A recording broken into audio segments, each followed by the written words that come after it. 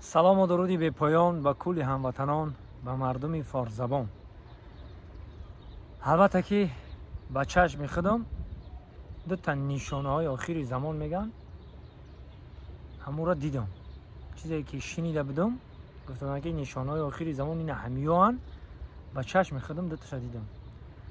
акам қиссаака нақл мекунам тона ба қизиқ гӯш кунем бародарои азиз. ин қиссара синфи 5 будам 6 будам дар ҷиллара дар деҳаи сантудамон дар ҷиллара молвонбачак будам. баъд ҳами қалғо лаққаё узбеко ай данғара асп мехаридану ҳамита ба пеши хонаи мо ёвон мебурдан мефурӯхтанд. ҳами хел раҳшон ҳами хел буд. ба мо як хона доштем ҳамунҷода молу ҳол моқати гово моқати зиндагӣ мекардем ҳам ҷилларада мардуми сантуда ҳамаш медонанд.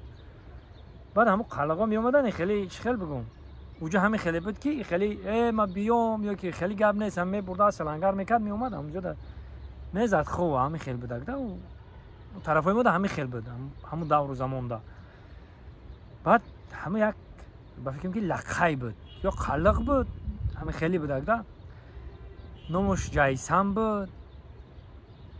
хеле ман бачаки ёш будам 10 марда бачак будам даёдам нест ҳамун ман бара гуфта нақл мекард нақлош мада интересни буд ва гӯш мекардам. мегуфтам гап занен бубуҷон ма гӯш кунам. ва мегуфт бачаам гӯш кун нишонаҳои охири замон ҳамияе ки нишонаҳои охири замон ҳамияе ки ай илави дунё ба улави дунё як чичени тухмай гап мезанем. баъд ман ҳайрон мешудам. гуфтам бобоҷон телефонҳои дамашни мегем телефонҳои хонагӣ ҳаст сим кашидаган рафтаги хай сим кашида меравонад илави дунё улави дунё гап мезанем. мегуфт не бачаам бе симай бе ҳичай ва чени тухмай и хеле гап намезанӣ ки овоза фақат бифаҳмӣ. нехе якдигариро дида гап мезанӣ. ай илави дунё ба улави дунё якдигариро дида гап мезанӣ. ҳеҷ дар ақли ма тоғурӣ намегирифт. хеле акои нишонаҳои охири замони кайди хеле намешавам мегуфтам да значит дунё ба охир намераса и хеле номумкинае мегуфтам ба ҳамун ақли ҳамин кӯдаким. ина бинем ки шид ватсап баромад имо баромад тамоми ҳамин чизҳо баромад. ҳамин телефон худаш охир ҳамин телефон ки баромад майда ҳамаш дар дарус пайдо шид. навози дар курсҳо америка гап мезанем россия гап мезанем айлави дунё улави дунё хулосаи гап мезанем. ва баъд дуюмаш ки имрӯз дар ҳамин макка гаштугузор карда истафидам. ина маккада гаштугузор карда истафидам ҳамин маккада яке гапи ҳам мусфеда дар ёдам зад. ина пушдаи тараф макка гуфта буд ки бо яке аз нишонаҳои охири замон ҳамияе ки макка ҳами хеле гармае ки сангош ҳами хеле метаспанд ягон чи намерӯя уҷа.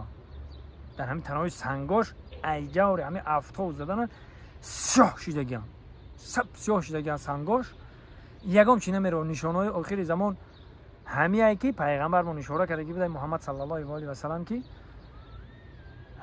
ҳамияе нишонаҳош ки дар анами кӯҳҳои сангии макка алаф бироя и ҳам яке аз нишонаҳои охири замон аст. алаф бинем алафа дидестем бародарон алафа дидем ҳама ҷош дам ки алаф ҳаст ҳама ҷош ина алафа бинем ина дидестем ха бародарон алаф. ина яке гуфтагие ки нишонаҳои охири замон ҳамияе ки кӯҳҳои афтовсӯзони маккада алаф бибироя анами нишонаҳои охири замон аст. хай бо чанд чиҳо гуфта буд вош мара дар ёдам нест. вай ҳамин касе будае ки хондагӣ будайда дар ҳақиқат ҳамин китобҳоро хондагӣ ки будай нақл мекард. ина дидем ба чашмон ина алаф сабзидагӣ. худованд оқибатша ба хайр биёрад. ва як гапи дигаро дар охирон мегӯм ки ҳамин одами ба ақл чашмошо пӯша як бор ҳамин хел дар батни модар 9 моҳ не нафас мегирем не ҳеч не ки ҳамуҷа ҳам хӯрок мехӯрем ҳама тарафа. як гапае ки ай батни модармон мебурӯем аллакай зиндагӣ мекунем. ҳамиро фаромӯш накунем ки айни ҳол мо дар куҷоем. мегӯянд ки худо дар айгиребонта наздикай дар ҷону дар айгиребонта наздикай дар инамиҷа ина айгиребонта наздикай яъне худо дар ҳама ҷо ҳаст мегӯянд. фаҳмида бошед ки мо даруни худо даем ҳама ҷои мода ки ҳаст. китоби қуръон мега қадар олимон мо мегӯянд ки худо در همه جا هست. فهمیدی میشه ما درونی خدا داریم. ما درونی خدا داریم که ما رو باید دیده میسته و نظارت کرده میسته و در یکم جا ای خدا پناه شیده نمیشه. در یکم جا برای همین در همین عمر دو روزمون خوبی کنیم، نیکی کنیم،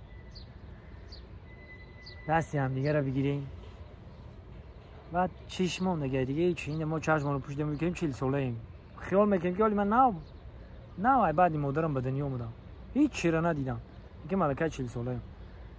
اینا اکو چختون میدونید و فکرتون و عقلتون و فراستون باقی سربلند خانواده باشین و ما تصمیم گرفتگیم که دیگه چیزی که گپ میزنم مقصد دروغ نباشه، یگم روایت نباشه که ای پیش خودم بگم.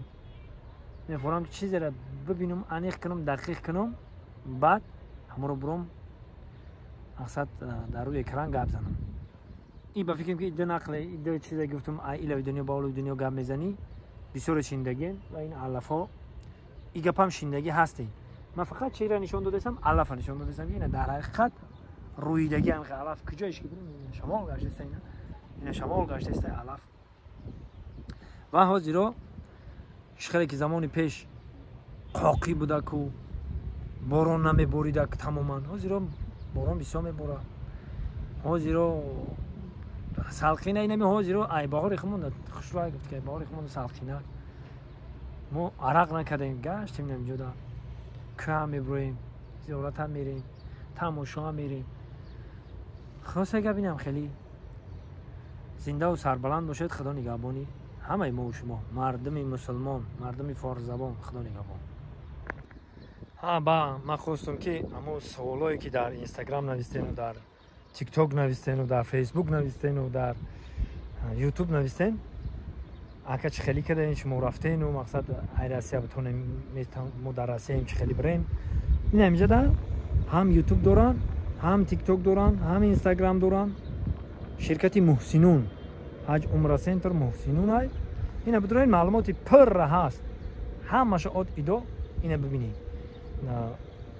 سیلکش در کامنتار ذکر پیت کردم میمونم بدونین از سیلکا در کامنتار هم در سیلکا بدونین همش اد ایدو گفتگی چیکار کنی چیکار نکنی باید چی شوا چی نشوا اینا معلومات کنین بدونین هم یوتیوب هم اینستاگرام هم تیک توک تمام می سایت های اجتماعی را دارن.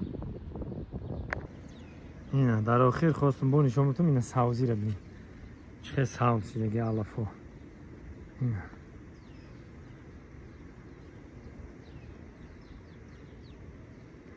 سبز علف این خور را ببینید رنگ خوری خمون های دیده رنگ خوری خدمون